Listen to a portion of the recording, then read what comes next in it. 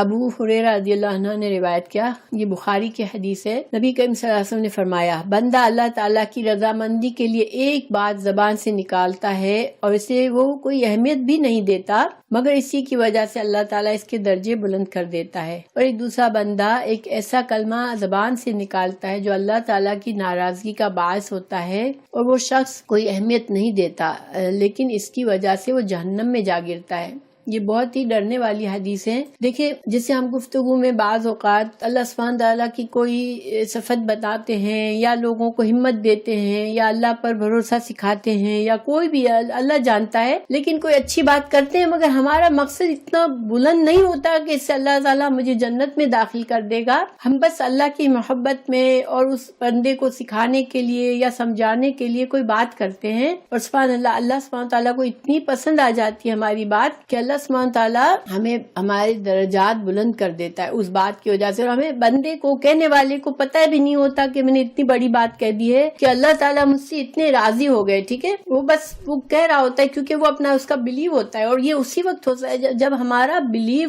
ہر وقت اللہ کی طرف ہمارا دھیان ہو، اللہ سے ہمارا خود اپنا اچھا گمان ہو کہ اللہ سبحانہ تعالیٰ پر توکل ہو ہمارا، اور ہمیں پتہ ہو کہ اللہ تعالیٰ ہم سے کتنی محبت فرماتے ہیں، اور ہمیں کبھی بھی بدگمانی نہ ہو اللہ کی طرف سے۔ دیکھیں، یہ اس وقت ایسا ہو سکتا ہے جب ہم بے خیالی میں بھی بات کریں گے تو ہم ایسی بات کر جائیں گے جس سے اللہ راضی ہو جائے، کیونکہ یہ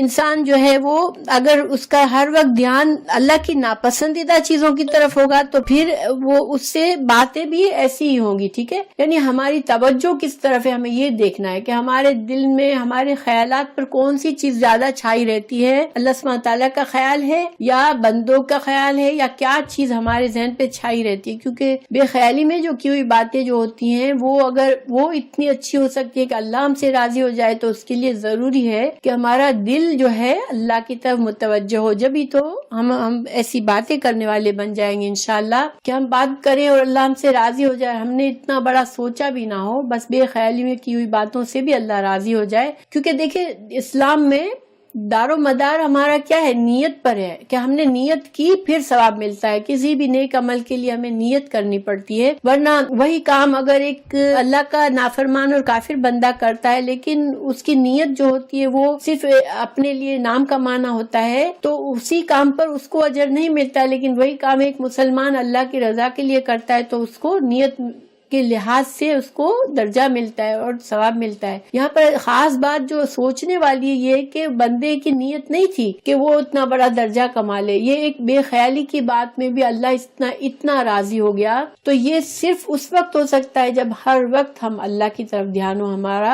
ہمارا ہر وقت احساس ہو کہ میرا ہر بات، ہر کلمہ لکھا جا رہا ہے اور میرے ہر اعمال کے مجھے جواب دینا ہے، تو انشاءاللہ ہم پھر ایسے لوگوں میں اللہ تعالیٰ ہمیں بنا دے، سوچے بغیر بھی ہمارے منہ سے اچھی بات ہی نکلے، کبھی بری بات نہ نکلے انشاءاللہ۔ تو یہ حدیث یاد رکھنے والی ہے بہت زیادہ۔ اور دیکھیں، ڈرنے والی بات یہاں یہ ہے کہ بالکل بے خیالی میں انسان غلط کا بات کر جاتا ہے، اسے پتہ بھی نہیں ہے، پتا ہوگا تو وہ معافی بھی مانگے گا نا اللہ سے، لیکن اسے پتا بھی نہیں ہے اور اس نے کوئی اہمیت بھی نہیں دی اس بات کو، اور وہ جہنم میں جا سکتا ہے۔ اللہ ہمیں سب کو محفوظ رکھے، ایسی کوئی بات ہمارے منہ سے نہ نکلے کہ جو انسان کو جہنم تک لے جاتی ہے۔ ٹھیک ہے، تو یہ بہت یاد رکھنے والی اور ڈرنے والی بات ہے انشاءاللہ، اور اللہ تعالی ہمیں ایسی باتوں کو یاد رکھنے والا بنائے اور ان پر عمل کرنے والا بنائے، آمین۔